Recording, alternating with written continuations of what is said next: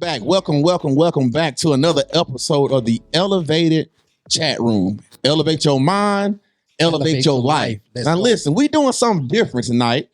First off, it's your host, Lonzo Jones. We got my co-host. He's gonna be stepping in here in a few seconds, Mr. Dwayne Malone. But we're going live. We live, okay? First live episode. And we got some special guests with us tonight. But before I introduce them, let me tell you what the topic is. Topic for tonight is the moment everything changed. Remembering Joel Ricks. Now we have his family here with us tonight. We have Mr. Leon Ricks, Miss Marsha Ricks, and his brother, Mr. Ben Ricks. I'm gonna let you guys kind of introduce yourselves to the people real quick, and then we'll get it rolling. Go ahead, Mr. Ricks. My name is Leon Ricks. I'm known in the area as Elder Leon Ricks. I'm a minister. I'm a teacher at Healing Fountain Church, and I retired from the post office in Florence. And that's about most of what people know about me. All right, that's Mr. Ricks, Mr. Leon Ricks. All right, Miss Marsha. I'm Marsha Ricks, and I'm Joel's mother, and I am a retired special ed director. I retired from education after 39 years in education. And so now I work part-time. I do contract testing, but I have three grandchildren, and that's pretty much the love of my life. So that's about it. All right, that's Miss Marsha Ricks. All right, Brother Ben. I'm Ben Ricks. I am a warehouse manager at Project XYZ. I'm a musician. I'm a drummer at Healing Fountain. And I have one son who will be 5 on the 14th. So you're a drummer. Yes, sir. I thought you played other instruments too. Were you just a drummer? Just a drummer. Okay, well, that's what's up. How long you been drumming? Ooh. I would say probably 20-something years. 20-something. How old are you? 36. What to say? You talking about some 20-something years? Like he in his 40s or something. Now, did you learn that you have to take lessons, or did you just learn to play by ear? You saw it and just picked it up. How did that happen? I always tell everybody that God taught me. I mean, I initially watched people play and just sort of picked up on it. And then I did take some lessons to learn stuff like timing and stuff like that. But as far as picking up and having the hand and foot coordination, I just tell people it was God-given. It's a gift from God. That's what's up. That's what's up. Now, Miss Marsha, you said how long you taught? Use your mic for me if you don't mind. I actually taught for like 21 years. I taught 6 years in Russellville City, 15 in Muscle Shoals City, and then I was a special ed director for 18 years in Tuscumbia City. So, and then after I left, I contracted for a year. So total, it was like 39 years of education, working with little babies. You got a lot of patience there, huh? You sweet. You got to be real nice and sweet. I think so. You think so? What? Let me ask, Brother Leon. Not all. All right, Elder Leon, man, how long have you been in ministry? I've been in ministry for about close to 40 years. Okay. So you've experienced a whole lot in being in ministry for that long, I would assume. Yes, I helped my pastor a lot, Bishop Owens, before he passed. Yeah. Okay. So you got a lot of experience with forgiving. With giving? With forgiving. Yeah. Okay. So we're gonna kind of hit on that with this topic tonight. And I'm pretty sure that's something that kind of helped you push through when this situation happened and still to this day. So my first question to the family is, can you describe what Joel was like as a person and what he meant to you guys or what he meant to your family? Well, Joel was my firstborn son. Before I had him, I had 2 miscarriages, so I really didn't know if I would even have children. So when I had Joel, and he was just our pride and joy. He was our first child, and he was very smart, very intelligent. He was sort of our church baby. He was just, he just meant the world to me because, like I said, I didn't even know if I would have children. So But Joel was always, to me, a special child. I just, and I think every parent probably thinks that about their children. But he was always different. He was just, even from a little baby, he loved church. I would teach him things when he was 2 years old. He could just recite poems. He was just very intelligent, very very sweet, very laid, sort of like me. I think he had more of my personality. He was really laid back, and he was very non-confrontational, just real passive, just.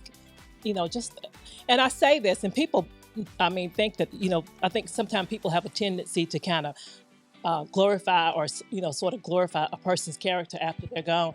But I said it even when he was living. Joel was the child that never talked back. I cannot remember a time that he really talked back or was, now he was not, that doesn't mean that he didn't do things that he shouldn't do. But like if I told him something, he was not going to talk back. He was always very respectful and, never disrespectful. Can't say that for his brother. Yeah, I wouldn't have it. But Joel was just real. He was just the type person that he was very peaceful. He was, a peacemaker, and he just liked to, get along with everybody. So he was, I don't know, he was just, like I say,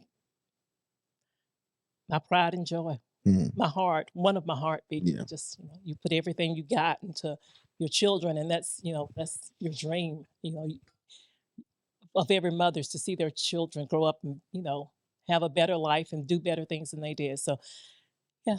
I like that. What about either one of you gentlemen? Well, Don't be shy. I can say what I can say about him is that, like my wife said, you ask him to do something, he wouldn't talk back or he wouldn't say I wasn't going to do it, but he was always slow about doing something.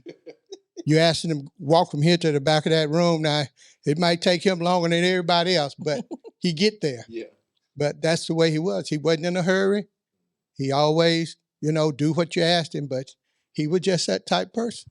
Let's get it from a brother's perspective, because the relationship from brother is totally different from parents. So Ben, come on, hey, and shoot us straight, Ben. What was your brother Joel like, man? He was very laid back, but for me, we were 6 years apart. Okay. So growing up, we had mom and dad, they worked a lot. Okay. So it was just us. So I'm sure they don't like it now. Or when I was coming up, they may not have liked it as I got into a teenager. But Joel, I said I wanted to go everywhere he went. But thinking back on it, a lot of times he would come and tell me, let's ride. So for me, he was a real cool, laid-back person. And, not to discredit, because my father's always been in my life. Like, he's been there from day one. But growing up, with us having that age gap, I knew he was my brother, but he taught me a lot of things that I wouldn't have learned growing up in a saved family home. Gotcha. And people look at that and they say maybe there's some things you don't need to know, but I looked at it as,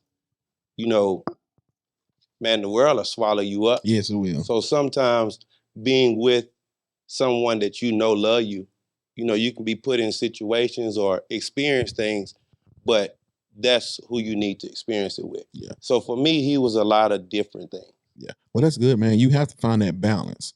Of course, I'm raising two boys of my own, and I want to protect them, but at the same time, I don't want to shelter them. Right. I want to make sure that they try to have them be exposed at the right time, because they're going to get exposed to stuff. I mean, it is what it is, whether it's school, whether it's TV, or older cousin or older brother. Like I said, I also have a younger brother. He's 5 years younger than me.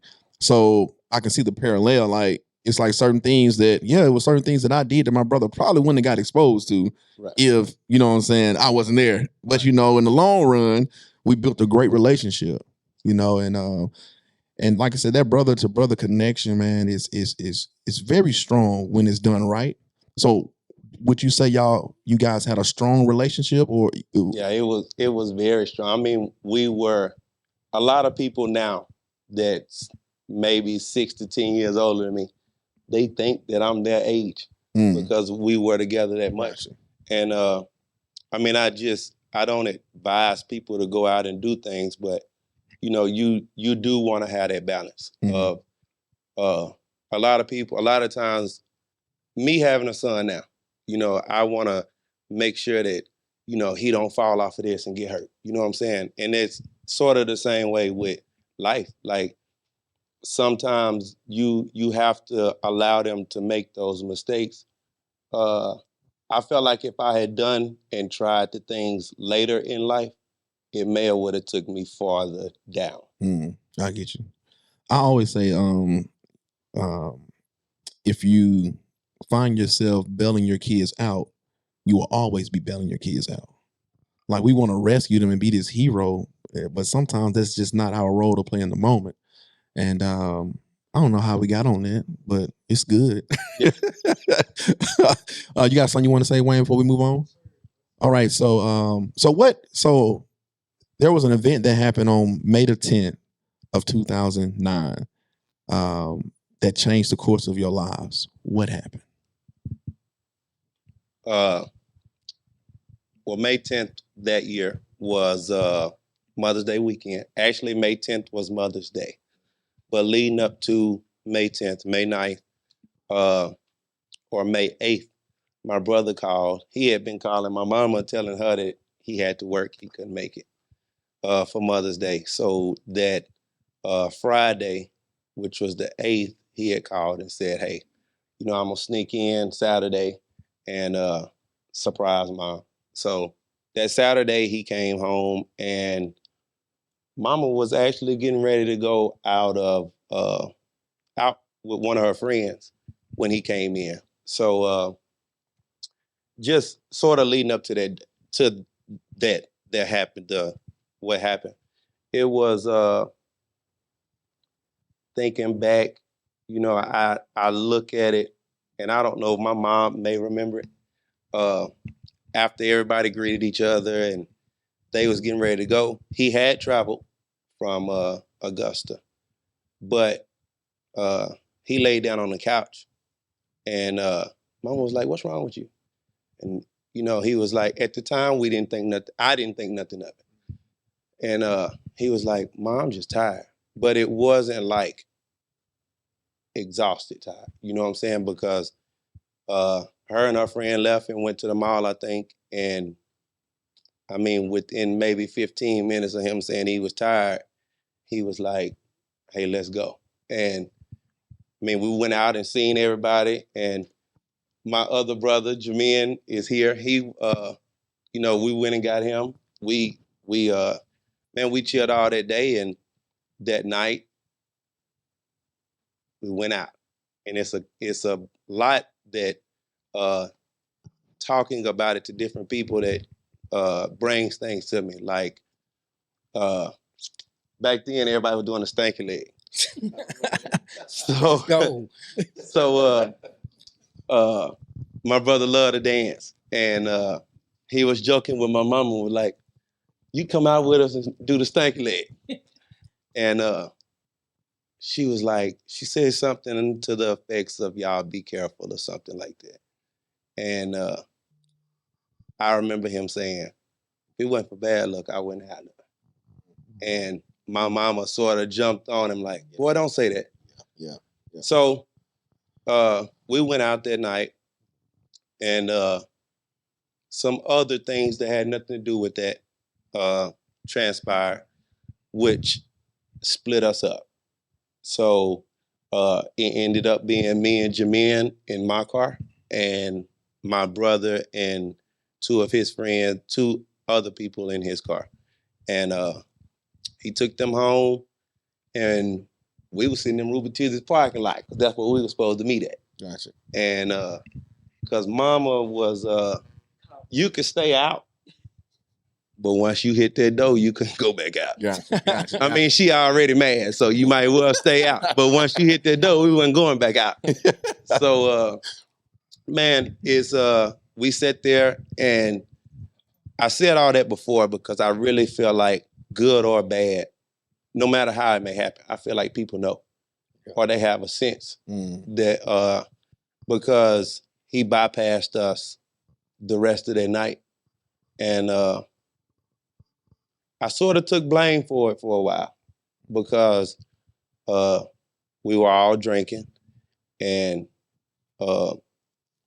I remember telling him when we did talk to him, I said, man, wherever, because some other stuff had transpired before that. So I said, man, wherever you at, just stay. You know, he had just started his career working in Augusta. So I was like, man, wherever you at, just stay. And me and Jameer went on home, and was actually sitting back. I had a recliner in my room. He was in the recliner, and I was laying back in the bed. We were just talking, watching ESPN. And Jameer said, what is that? And we turned the TV down, and it was Mama. You know, she didn't know we were there. We had snuck in because she didn't play that coming in late. So, you know, she was telling us that he had got shot. Mm. So all of that happened. You know, he was at a girl's house who said, or who found out in court, who was single. She didn't just say that she was single. She was single. Yeah. But her ex, I guess, felt some type of way. Mm. You know what I'm saying? Yeah. And he came in and really didn't give him a chance at nothing. You know, he woke him up, and in court. Now, I wasn't there. Right. What I'm telling you is what came out in court. He woke him up and said something to him, and my brother was like, hey, it ain't like that. You know what I'm saying? I'm finna go. And you know, as he was getting ready to set up, dude just shot him 8 times. Like, he really didn't have a chance, you know. And that's the type dude he was. Like, he was gonna try his best to walk away. You know what I'm saying? So that's, I mean, long story, that's just how everything from that weekend started. Yeah. The change that happened in our life, that's how it started. So, boy, that's tough. That's heavy. I don't know if it gets easier or how much easier it gets as time passes, or as you heal. And I just want to get you guys' perspective of, like, when you got the news, like, what emotions go, like, can you explain that moment, if you don't mind, if y'all can just tap back into that? I think my friends always say I'm the helicopter mom. So I called, say 12 o'clock, where are y'all? 12:30, where are y'all? I mean, I just couldn't, I could not. Still do it now.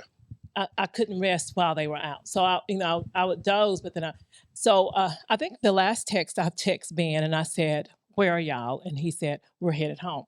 So I think I dozed back off to sleep and thinking they were headed home.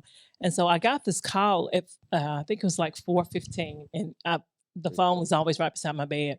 And it popped up Joel. So I was like, Joel. And I kept calling his name. So finally, this girl that I never met, had no idea. She said, "Are you Joel's mom? Are you Joel's mom?" And I said, "Yeah." And she said, "Joel's been shot." Well, I got up and I got my husband, and I think by that time I realized Ben and Jermaine were there, and I said, "Joel's been shot," but never in a million years did I think that he was going to die. You know, I just thought, he's been shot. He's been injured. We've got to go to the hospital, and we got to the hospital. It took the ambulance a long time to get there, and I can't even begin to tell you the feeling that when the doctor is coming towards you. Of course, they wouldn't let us go back there, so we were sitting in this room, and I just remember it's everything is etched in your mind. When something like that happens, it's like etched. It's like you can relive it every day. And so I just remember looking up and seeing the doctor walking toward me. and we made eye contact. And I guess in my eyes, I don't know, but he was shaking his head, and I was like, this is not possible. He is not shaking his head telling me my child is gone. But I don't know, Lonzo. I don't even know the words to even express how I felt. I mean, shock, disbelief. It was like, I remember when I have heard about people saying that they wail. It was like, everything within me just, it was like I had just somebody had cut a part of me out, and I just could not believe that my child was dead. I remember asking the doctor, "Can y'all put him on life support and try to do something to keep him alive?" And he was like, "No, he couldn't." But you know, We understand. I mean, we feel you. yeah, it's as a mother, as I said earlier, I didn't even know if I would have children. So Joel, he was just, I had him, and no parent ever expects to bury their child. You definitely don't expect for your child to be the victim of a violent crime, especially a child like Joel. Because I mean, like Ben said, he liked to have a good time. He liked to dance. But he was probably the most non-confrontational person that you could meet. Very peaceful. And I just remember, of course, the Hodges are here with us, and I remember them coming to the hospital. Well, almost the whole church, because it was Sunday morning, and that was just the thing, and nobody could believe that Joel had gotten killed, and everybody was saying, "Well, who would want to kill Joel?" And it's just my life from that moment to this moment has never been the same. Yeah. And I think I thought when he first died, I would think, well, eventually things will go back, but your life is never the same. I am definitely not the same person I was before Joel was killed. So it changes you forever. I mean, everything about my life is magnified by the fact that Joel is not here. So no matter what happens, it's good. It's not good because then it just magnifies the fact that he's gone. So Yes, ma'am. but yeah, it changed my life forever. So, Yeah. What about you, Mr. Ricks? Well, with me, it was a little bit different than my wife. Seemed like God sheltered me in that time. And now it is hard for me to talk about it because I was sheltering her, making sure that wouldn't nothing go wrong with her because the doctor put her on medication. So I was there trying to keep her from doing anything because when people go through stuff, sometimes they don't think it's worth living anymore. Yeah. Okay. So they'll take medicine or kill themselves. And so it happened we had our goddaughter there. So when I had to leave, I told her to watch the medicine, put it up, make sure she can't get to it or take it. Yeah. But I was the one that seemed like I was sheltering her more and seemed like Ben's friend had him and they was comforting him because all his friends came by the house and they were just there with him. And so I was with my wife most of the time because it always got to be one. Everybody can't be just tore up. That's true. But God seemed like he just gave me that strength to be the shelter. Yeah. To shelter everybody. So I just felt like, I had to take over and be there and manage everything. But for as managing the funeral and all of that, Ben took care of that. I didn't have to do that. But I was concerned about my wife more so than anything else because I knew how she felt. And in that, God just sheltered me because she would always say, you're not crying. What's wrong with you? But it was God sheltering me. Yeah. I like that too because I think sometimes men or people just may handle things differently. And it's not that we're not hurting. We're just hurt different. Yeah. You may express yours in a certain way, and whereas I may express mine in this way. Or I may not show it in front of you because I'm being strong for you. Yeah. But I go close that door and you gone. I'm boohooing just like you. Yeah. So, but like he said, somebody has to be strong. Yeah. And only through the strength of the Lord, the grace of God, Yeah. like he was saying, it's not his own power, because there's no way. Yeah. No way. Yeah. No way. Mm.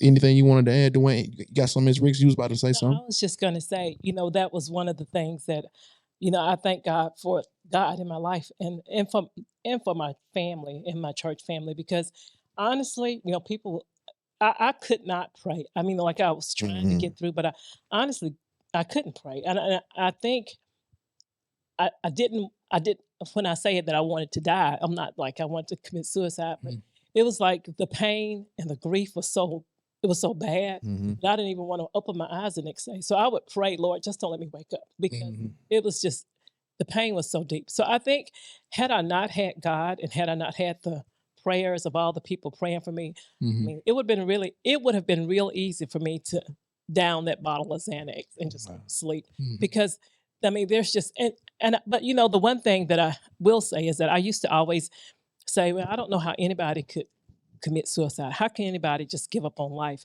But, my mom used to always say, you live and learn. And so there are some things that you go through that you just don't want to live. I mean, like I said, I wasn't suicidal, I don't think, but I really did not want to live, because the most important things in my life was taken away from me. So, I mean, to me, I had no desire to live whatsoever.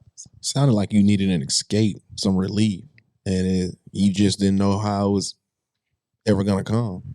And I mean, that's emotion. I mean, we have emotions, and I can only imagine as a mother, because the love that y'all have for y'all kids, like that love is just, it's ridiculous, like when you because I tell people all the time, like, and there's no knocks to wives, but we know without a shadow of a doubt that the one person in our lives that's going to love us unconditionally is our mother.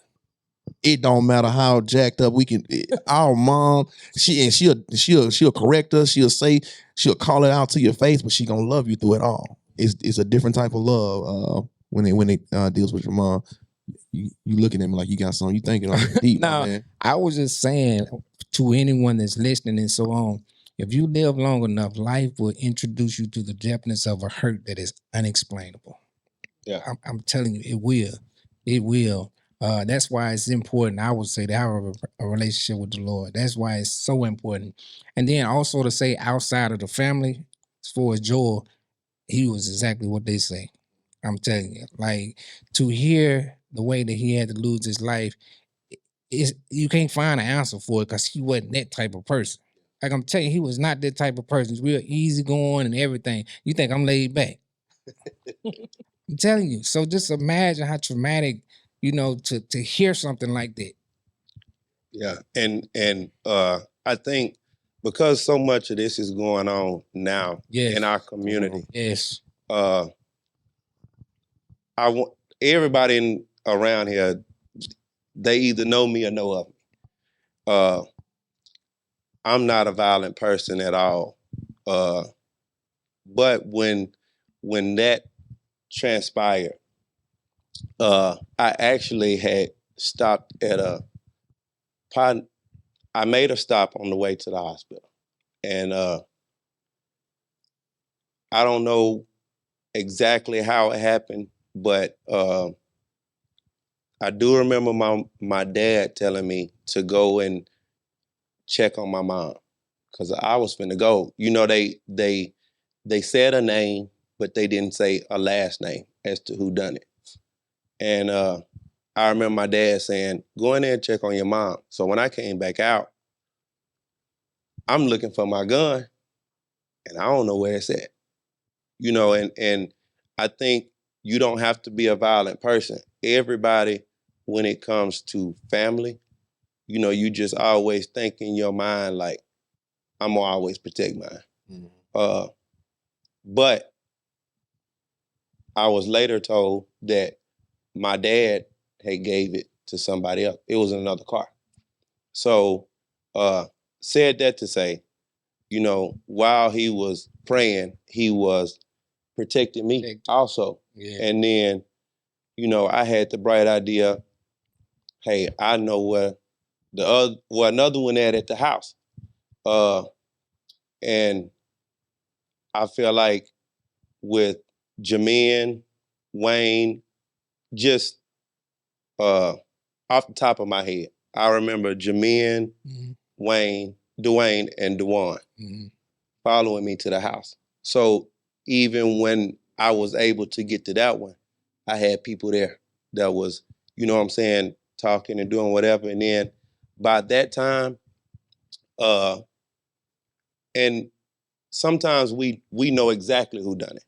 But by that time, my mom and them had got back home, and I remember Florence police saying, hey, we got the guy who killed him. And he wasn't who I thought it was. So had that not transpired, not only would I had thrown my life away, but I would have thrown my life away and killed the wrong person.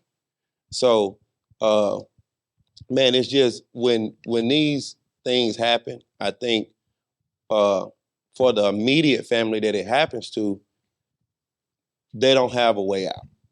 You know what I'm saying? And that's where we come into play. And me and Dwayne had a conversation a few weeks ago. You know, I'm big on telling people, you know, I don't know why things happen, but everything happens for a reason. And sometimes your why is just to help people.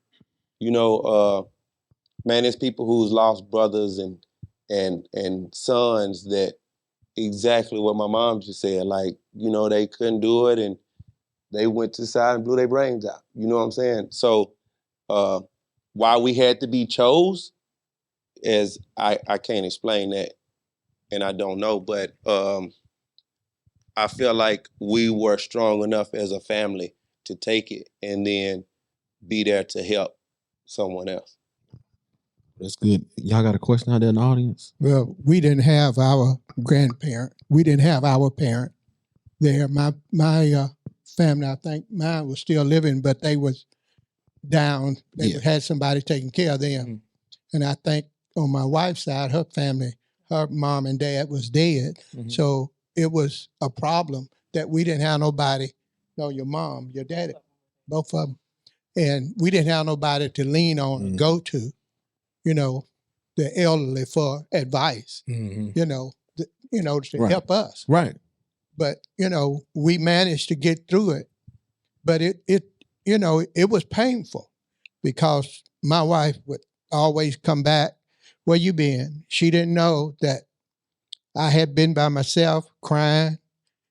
And she probably didn't think I was crying, but, you know, I felt the pain when I was by myself. And that's the way it worked. It'll work sometime. It work different on everybody, you know.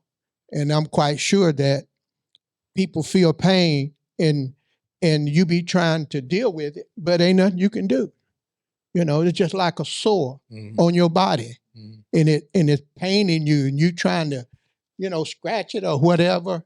You just can't get to the root of it, and that's the way we was. We was there, but we couldn't get to the root of the problem. And only God can deliver you from all of that. I was kind of unlike. I was like a crazy person. Like, I think one of the things that people say, how does it affect you? I literally thought I was losing my mind, but I was grasping for straws, and I think I bought every grief book that I could find. And I went to the Healing Place, and I went to Day by Day. And none of those things really seemed to meet the need, but God, you know, in his infinite wisdom, he did place a lady in my path when I went to Day by Day. And like Leon, I mean, you know, it was, I think at that time I couldn't understand why he was, you know, he wasn't as emotional as I was.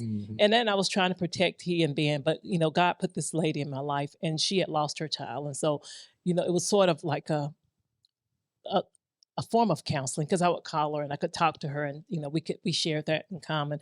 But I did go for counseling for a little bit. And I think that helped me to kind of get over that hump, because, you know, you realize that there are other people that have gone through this and they've survived. So, you know, I think one thing that we don't do, especially my generation, and probably some men, they don't believe in counseling. Because I remember my husband would say, well, you just need to pray. And I was like, yeah, I do need to pray. And I am praying, but there's just, I can't, I can't handle it. It was, just so, yeah, counseling is good. You need both. Put that in there. You need both. You need the spiritual side and the natural side, because you got to walk this thing out. We can pray, you know what I'm saying, all day, but you still need, and God's he's gonna help you through that prayer. But who's also to say that your help through the prayers by you going to the person that God has led you to do counseling. My wife always tells a story of how she ran into this lady in the supermarket, in the grocery store, and the lady was just telling her how she'd been praying to God for some money, $20. And instead of my wife saying, yeah, well, just keep praying and God answer your prayers, she gave the lady $20. You see what I'm saying? So it has to happen in the natural, in the physical realm. So yes, we do have a stigma. We talked about that on episodes before about how, in our culture, we don't want to go to counseling. Like, bro, you need to go talk to somebody. Yes, like, absolutely. You would drive yourself crazy. Like, stuff happens. Like, you got to let that stuff out. Yeah. And so, yeah, definitely. Or find someone. Because for me, Mom tried to make me He needs to go to counseling still. Go to counseling, man. She tried to make me go, but I think I find comfort in talking to people that I'm comfortable with, even though they haven't been through it. Because some of the people that, not saying anything wrong with counseling, but some of the people that do counseling, they haven't been through it either. So for me, it's easier for me to talk to someone I know than a stranger. Some people are the opposite. See, so when you're talking to them, are you looking for answers or are you just looking to vent? See, it's different. Vent. I mean, to vent, because unless you know a person that has physically been through what you've been through, they really can't tell you. Mm-hmm. So, really all they can do is pray for you, because they don't know the feeling that you have. So when you're talking, it's just venting. And, you had said something earlier, but I don't think about it getting better with time. I think that is what helped you deal with it better. Manage it. You know what I'm saying? Because you never forget it. You think about it every day, but being able to talk and, because you'll just meet random people and it may be something totally different and people feel like they don't know a way out. And a lot of times I share my story that way because, we as people, we stress about a lot of things. Come on. But I try to find myself. My mom always said, "You don't ask enough questions. You ain't nosy enough." But nosy enough. But I just like peace. Mm-hmm. And if it ain't bringing me nothing, I don't care to know about it. So, people are stressed about things, finances, and that's a big one now because of the economy.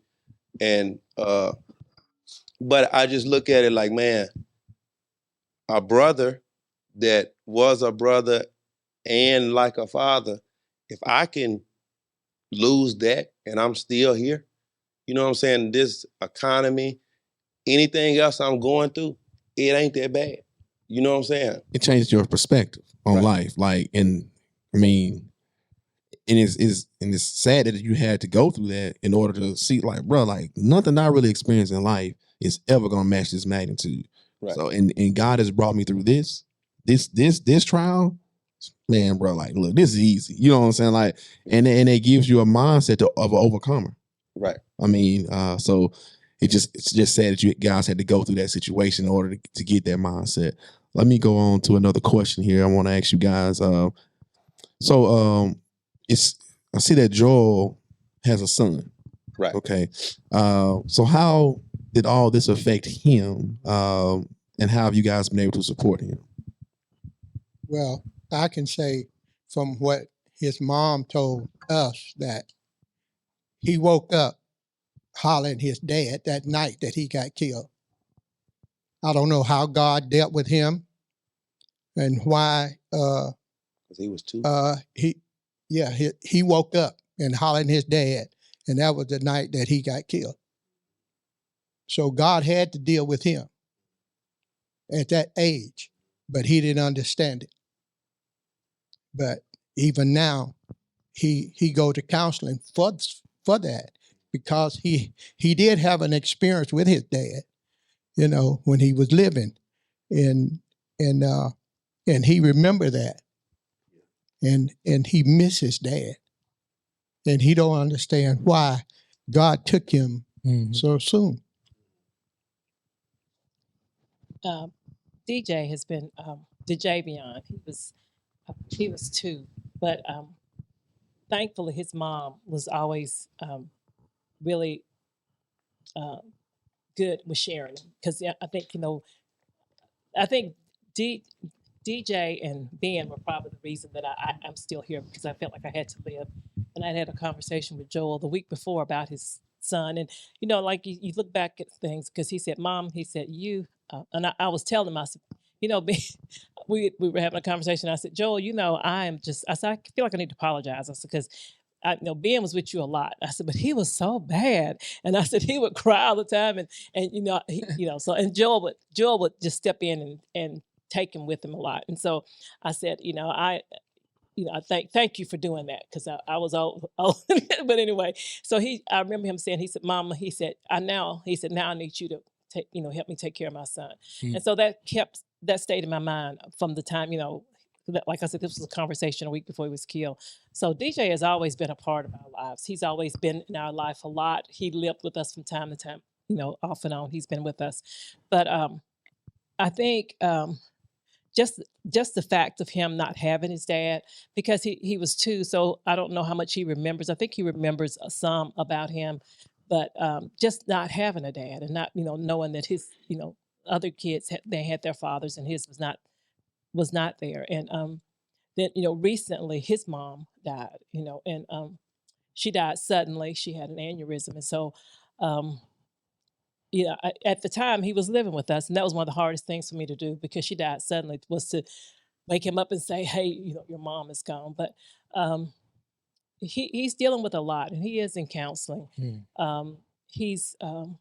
We've recently adopted him, and he lives with us, and so I can tell, even though he, we bought him a car, he was happy. He was excited, but there's just a sadness about him. I mean, there's always a sadness about him, because no matter what we do, and we've always been there, and we love him. We love on him. Ben's been there. We've always been there, but it's still in his. He doesn't talk. He reminds me of so much of Joel. He doesn't talk a whole lot. He's real laid back. He's real quiet, but there's just a sadness, and I think it's because he grew up without his dad, and then of course he's lost his mom.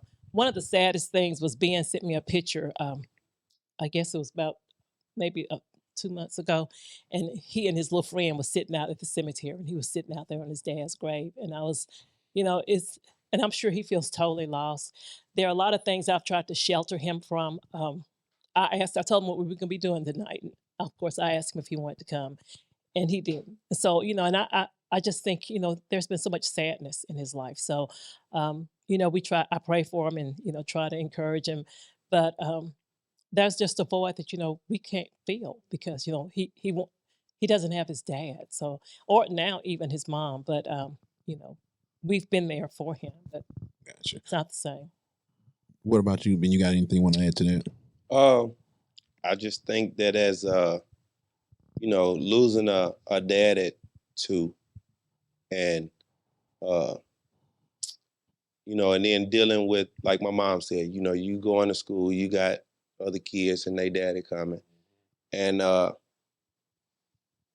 he went to the same pre-K as my son goes to now, and I can remember going to pick him up, and a little boy hollered, "DJ, your dad."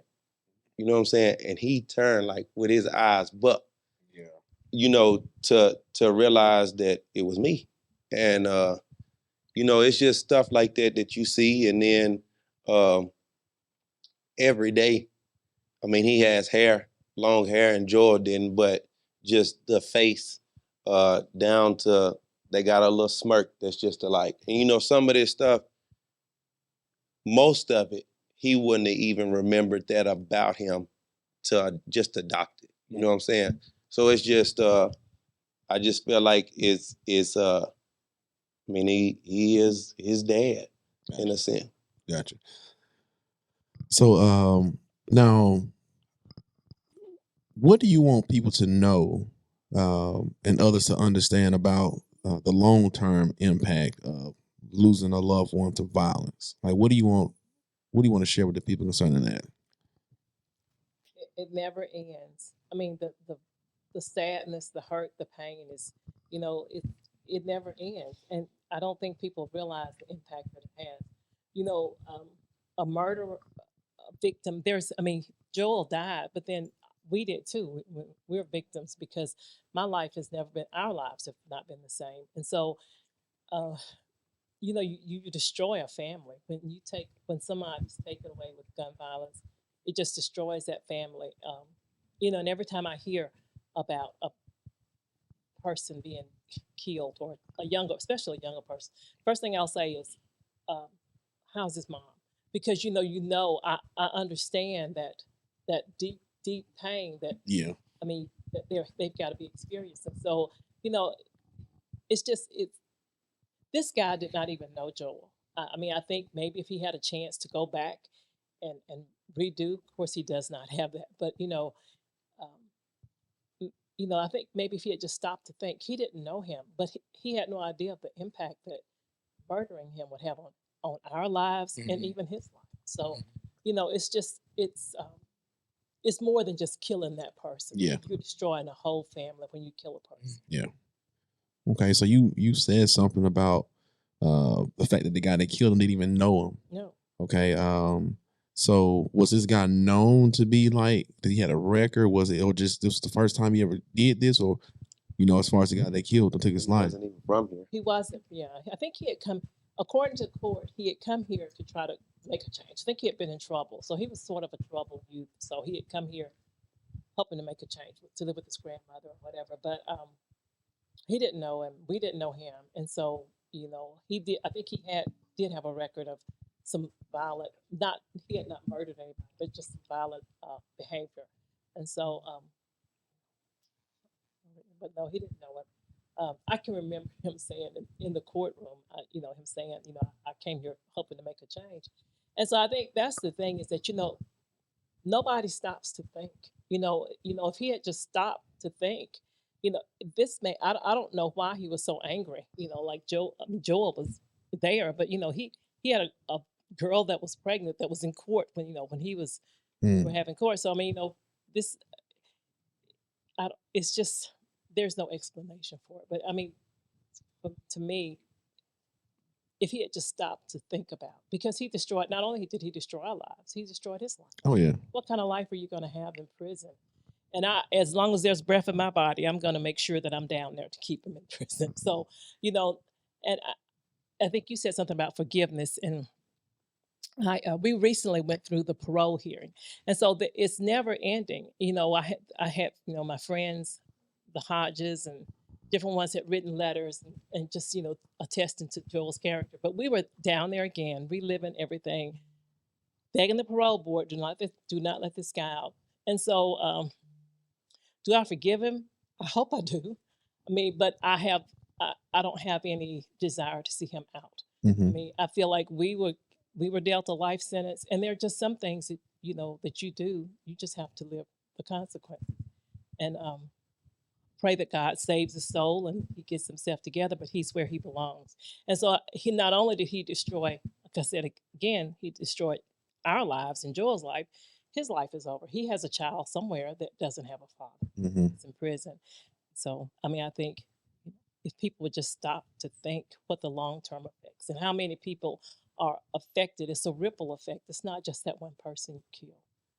So y'all haven't visited the guy that took his life in prison, gotten to know him, anything, like trying to figure out why, like none of that kind of stuff. It's just like send him away and keep him away, basically. Okay. Have he ever tried to reach out or anything like that? Apologize Mm-mm. right now? Uh, Any of his family or anything like that on his behalf? They showing Nah, him I any had a- remorse or anything.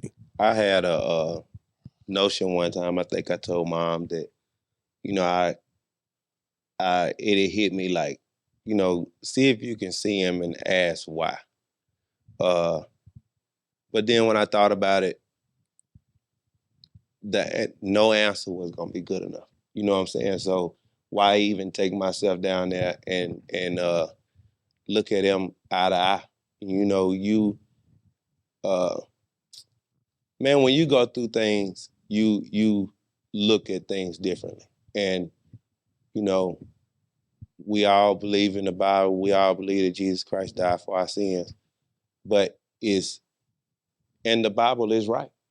But,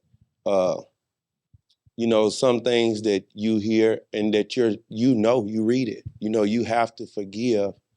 I think that when people go through stuff like this, that is something that they just have to pray that God gives them the heart to forgive. Because, what has been 15 years now, and I ain't forgave yet. And I don't know when I will. You just, because you hold that in your heart. So. Well, I can say I understand why in the Old Testament, he put a life for a life. Like if you kill somebody, then they stone you. I understand that now. Mm-hmm. And I understand that God wants us to forgive because he's the final judge of all things. And if we don't forgive other people, then God won't forgive us. Mm-hmm. So we have to learn to come to that point that I can forgive anybody and put it in the hand of God and let him judge whoever it is. That's what we got to do as people of God. We got to do that because God wants us to forgive because he's a forgiving God. And he wants us to do the same thing. If you want to be God, be in Christ, you got to learn how to forgive. Yeah. It's a process. Yes, you Yeah. got to learn how to forgive. Mhm. And you can pray and you might have to say, Lord, you're going to have to take this. I can't forgive him. You're going to have to give me the strength to forgive him. And God will do that because we are not the judge here. The final judge is God. Mm-hmm. He don't judge anybody. You look at, let me say this, you look at people today, they talking about abortion. They talking about all these things. And when you go back and read the Bible, God ain't saying nothing. Even in the Bible days, God didn't say nothing.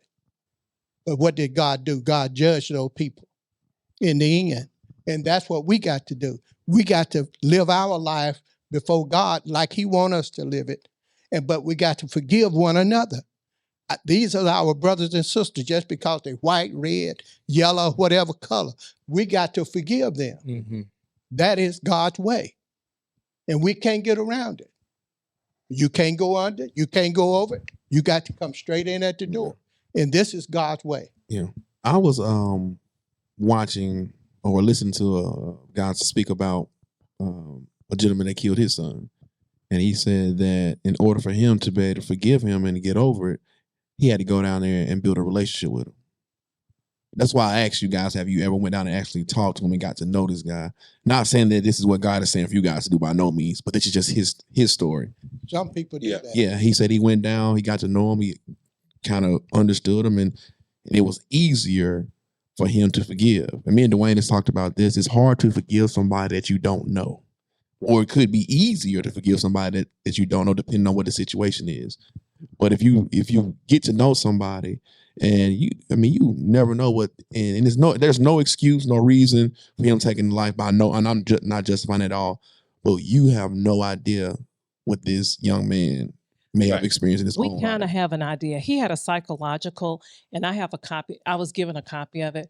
He did have a terrible life growing up. I mean, it was an awful life. And so he, I think he was not loved. He didn't feel loved. And So he didn't grow up as my children did. I Mhm. think his mom, was on drugs, and he was just he had a horrible life, and he didn't go to school a lot. So I mean, his background was bad. But I think back to my dad. He had a terrible childhood. He grew up awful, um, but he didn't kill anybody. So I mean, there's no justification. But I mean, you do understand. I mean, me being in education and dealing with kids, you understand that sometimes people, when they don't have that love, and they don't, I mean, there are no filters, there are no boundaries. They don't know that. But back to the forgiveness part, I think that you can forgive a person. And my little goddaughter, Ann, she was with me a lot during this time. But I remember we were talking about it, and I really feel like I have forgiven him.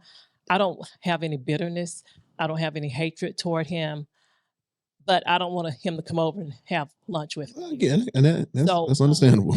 Yeah, I mean, I feel, because I know the words. I can't have unforgiveness, but I think there's some things that there's some decisions that you make that you've just got to pay the consequences. Well, I wouldn't like. I think sometimes people that have been victims, they will go down there on their behalf, on the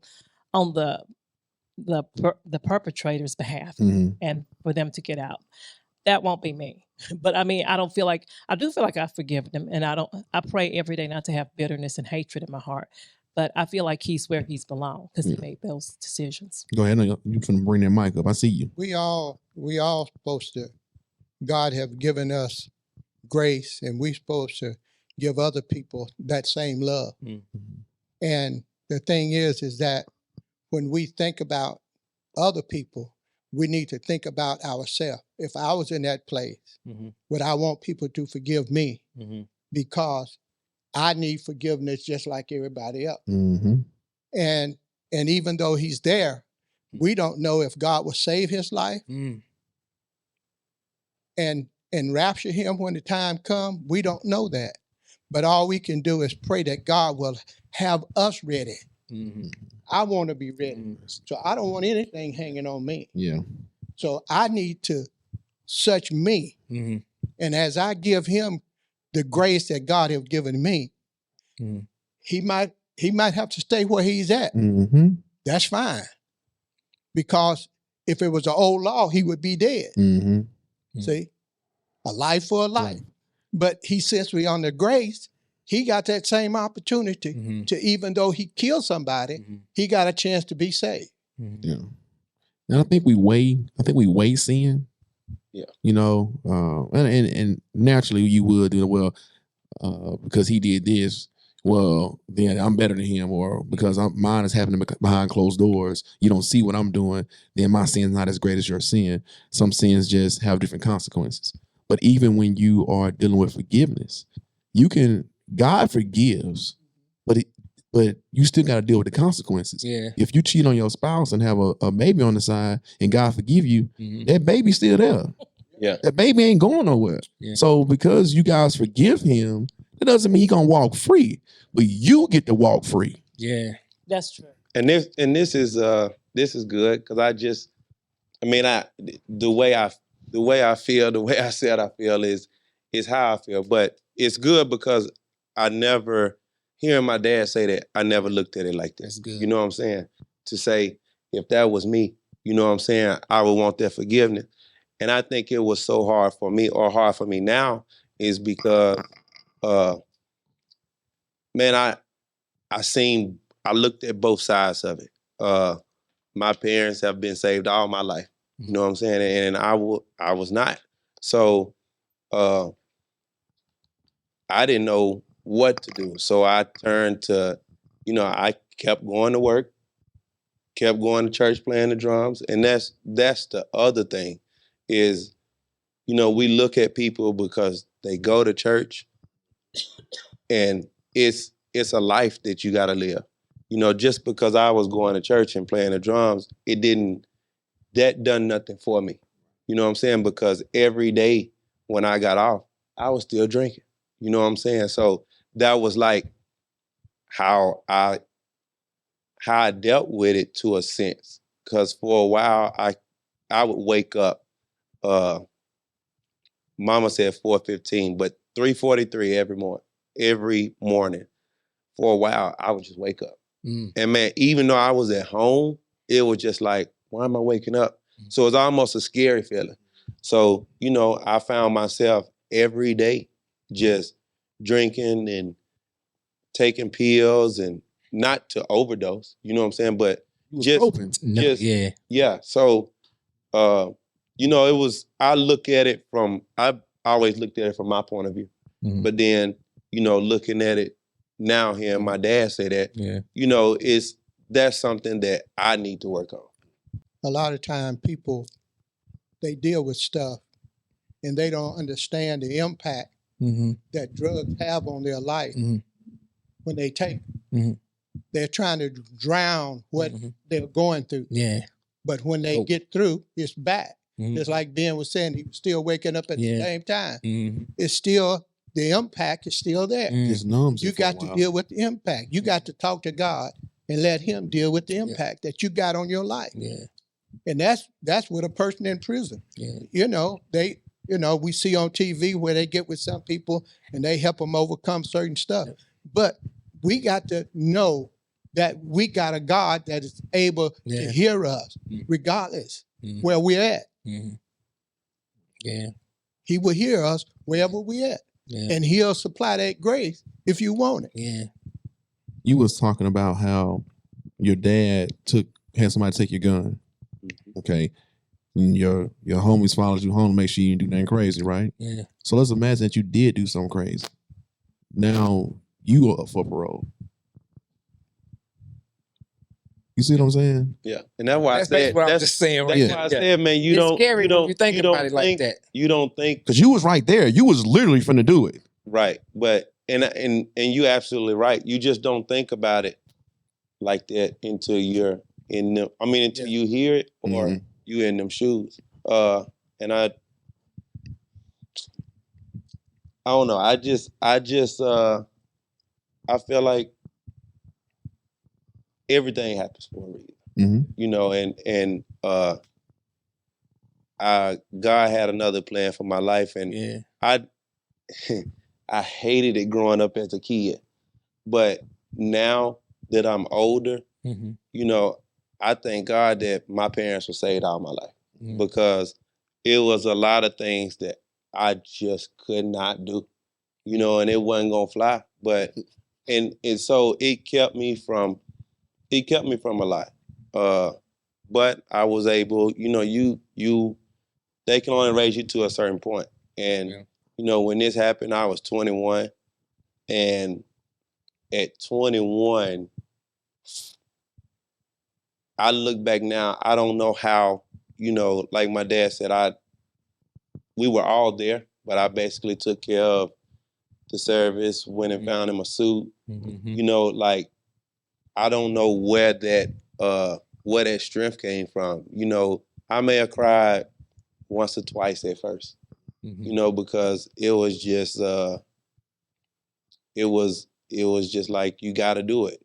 You just got to. And I can remember, even though I went home to get a gun to go and do something to someone else, Mm-hmm. I think me going in my mom's room and seeing her, because I had cousins that were there, friends that was there. Mm-hmm. And, you know, a lot of people walk up, or they'll be in a crowd and they say, man, whatever you want, we'll do it. You know, but it wasn't like that. People were, I felt like, for real, because they were coming whispering in my ear, like, just say the word.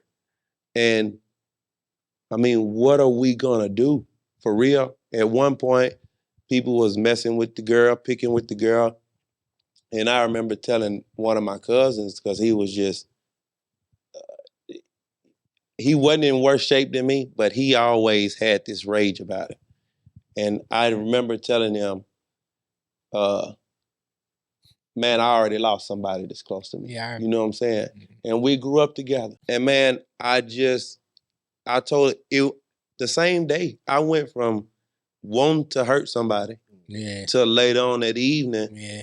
saying, man, you know, if y'all standing out here right now, y'all love me. You know what I'm saying? And love Joel. So I can't you know, I don't wanna go through that again. Cause I done lost him, but then, you know, to the grave or to death, but then you turn around and do something, you know, I done lost you to the system.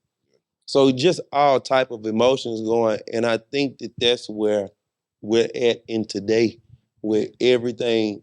You know, a lot of people know me, but I don't necessarily try to get close to a lot of people.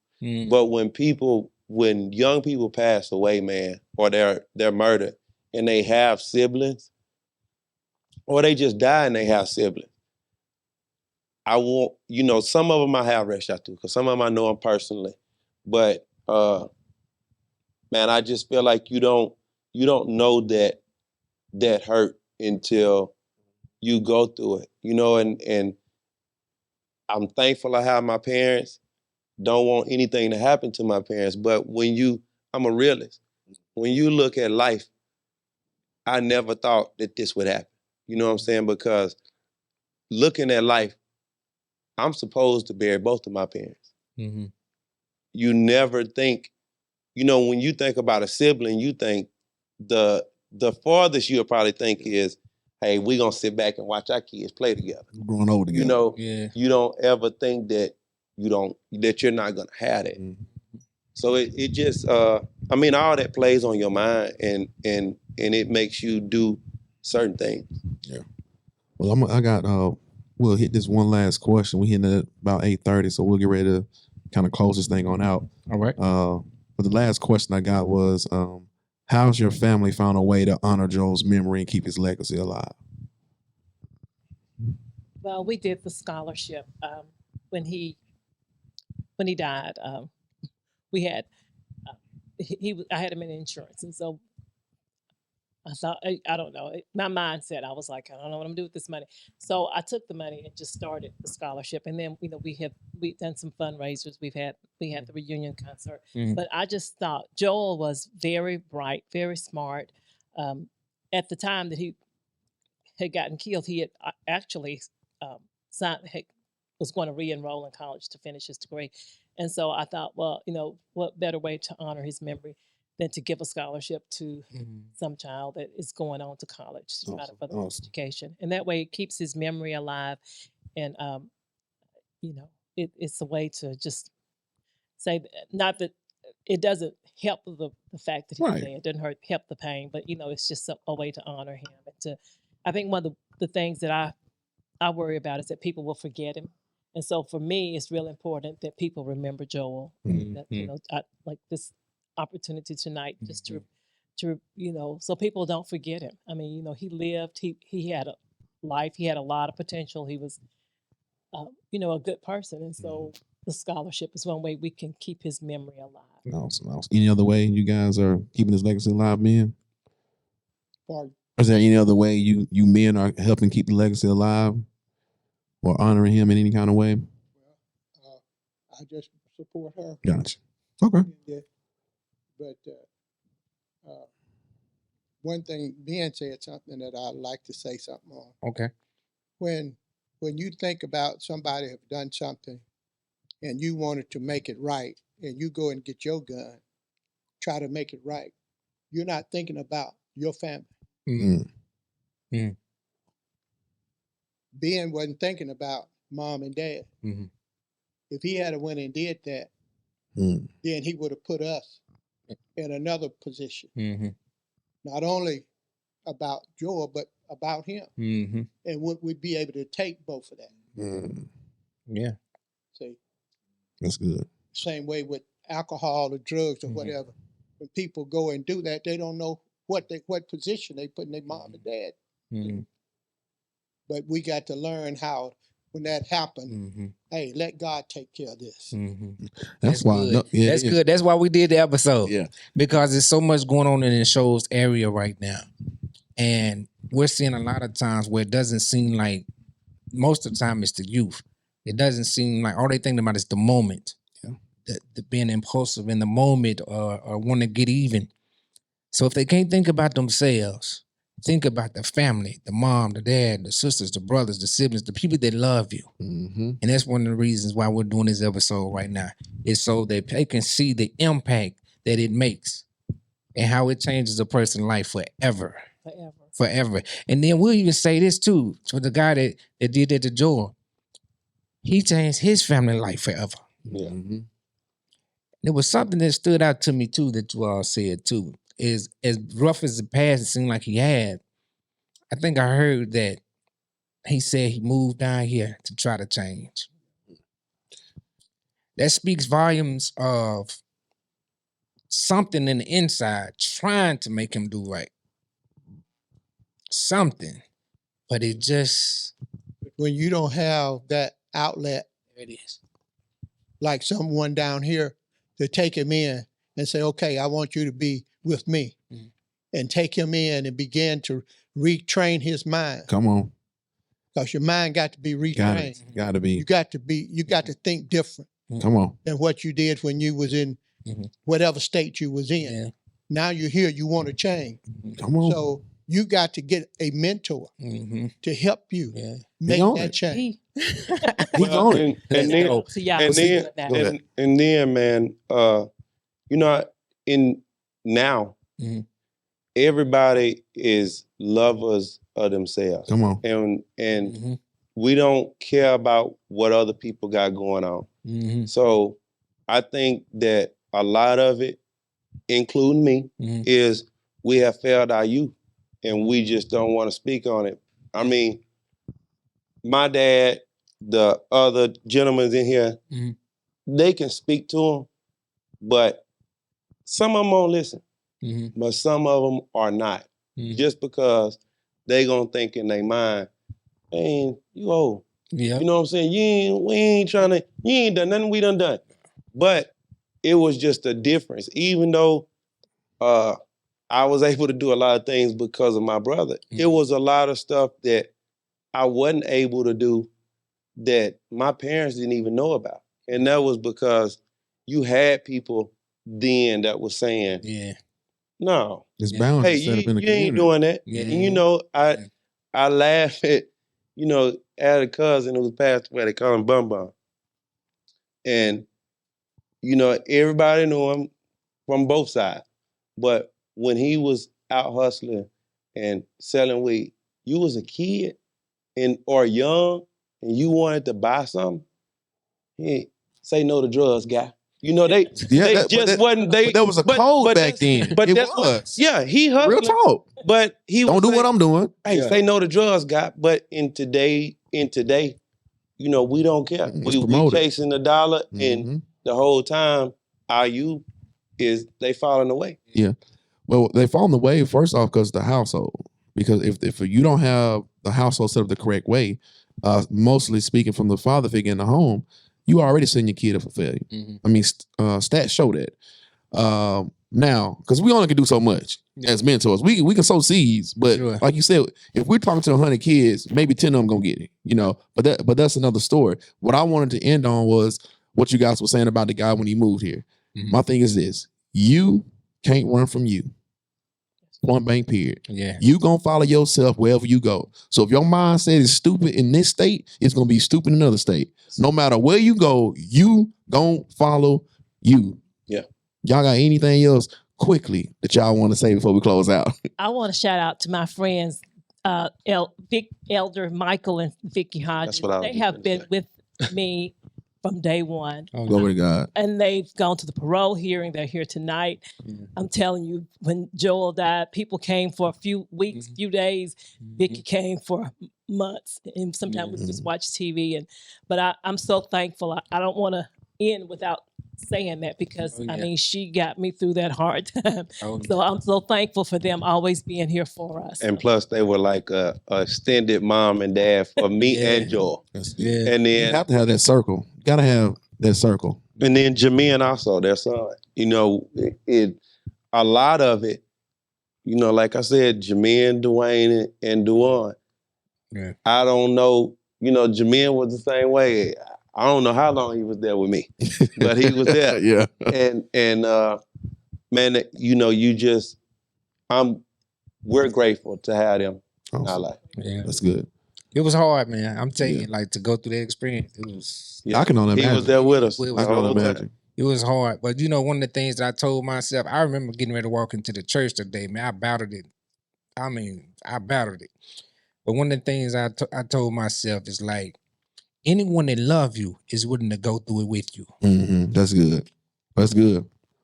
and they pushed me on through that. Man. I'm That's telling you, good. it's Any questions or comments from the audience at all, or encouragement to this wonderful family before we close out? I remember it all. I remember Joel getting up reciting the books of the Bible, and I remember all of that. I was with Ben. Me and Ben, we were together the night that it happened, and I think about Joel all the time, man. I remember on the day I got ordained as a minister, it was kind of bittersweet for me because I looked to the side and Joel was supposed to be there. Like even now today, sometimes when I preach, I look around and Joel is supposed to be there because we used to sit in my parents' driveway and talk about this like all the time. Like we would go out and get drunk and high and go to the club and all cry that. in the club. And we'd be in the club crying. I mean, we would be in the club. It's a whole party going on. And we'd be crying, talking about, man, we got to get saved, man. We got to get saved. And after the club, we'll pull in my parents' driveway and we'll sit there and we'll just be like, man, man, we got to get saved, man. And now that I'm become a minister now and I look around sometimes, I've never told anybody except for my mom. I remember telling my mom this. I've never told anybody this, but to this day, I still have survivor's remorse. Sometimes I think and I'm like, the kind of guy that Joel was and the guy that I was at the time and the stuff that I was doing, why did Joel die and not me? And I told my mom that. I was like, man, I still have survivor's remorse sometimes when I think about Joel. I'll never forget Joel. Like, I might not talk about him a lot because I don't like to relive it because, like Ben said, that night is just etched in my mind. Like, I remember, like, we were just sitting back there talking and I just heard boom. And that was Mom's feet hitting the ground, running back there to tell us. And so I think about Joel all the time and I try to always, the way I honor him is the things that we talked about and the way we talked about, man, we got to get saved and we got to, that's, when I live my life now, I always think of Joel and say, this is what I hope Joel is proud of me now. I hope he sees me. It's three people I think about when I get up to preach and I'm fixing to let it go.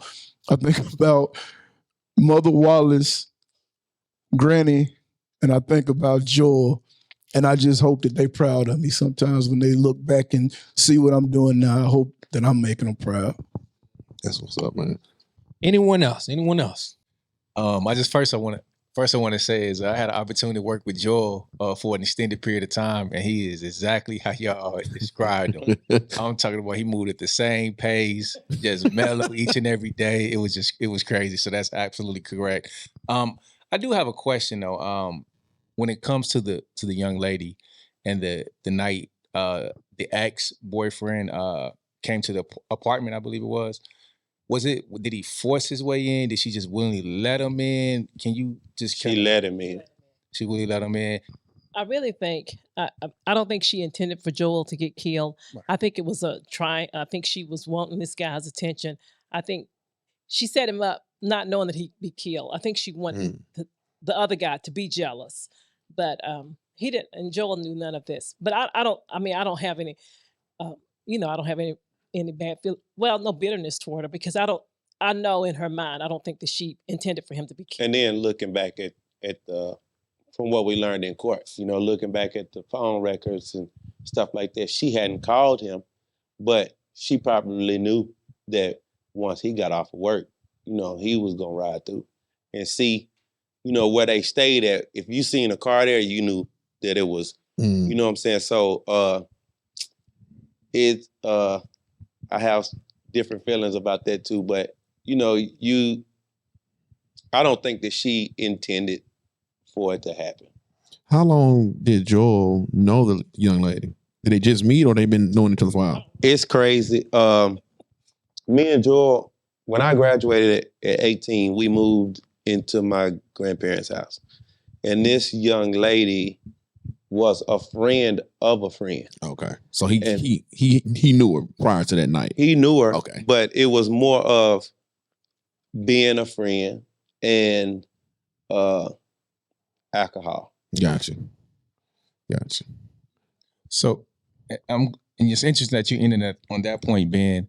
You mentioned that you dealt with the guilt of it for a period of time because you gave him the advice, wherever you are, just stay. So I'm assuming you're no longer dealing with that guilt. And if that assumption is correct, how did you manage to get past that point? Exactly what I mean, some things I can pray about and but it's exactly what I said earlier. You know, my situation don't make how I feel change. So in anything that I go through or anybody else go through, I really do believe that everything happens for a reason. So I mean it's nothing else that I could have done. I mean, if it was his time, it was just different. You know, what if I hadn't have said that, and then he would have got in the car and had a wreck and died, or had a wreck and killed somebody else. So, you know, it's just everything happened for a reason, and I believe that we don't have. It was just his time. You know, we look at people are supposed to get old and die, but it was just his time. So, man, nobody could have. I think that's what really caught me is no matter what we had said or what we had done, nobody, you know, could have related. Because when it first happened, I questioned, like, he had a 6-hour ride here. You know, I could have dealt with him having a car wreck better than, you know, because in your mind, you can visualize somebody being shot 8 times. You know what I'm saying? Death is death, but you just look at it like, why did it have to happen that way? But I mean, at the end of the day, you know, it was meant to happen, and there wasn't nothing I could do to change it. Well, we're gonna end on that note. Thank y'all so much. I appreciate y'all having. Yeah. Oh man, we greatly I really appreciate didn't think you I guys was gonna be able to coming talk about it. out. Oh man, y'all did excellent. Want to say thank you to the Ricks family for coming out tonight and just sharing their story and just sharing love and hope and forgiveness and pain and everything else that went along with this. Like, share, comment. If y'all want to hop on a show with us, just let us know. I mean, we'll welcome you on. So go ahead, Dwayne. That's it. We thank you so much. Elevate your mind. Elevate your life. Thank you. Be blessed.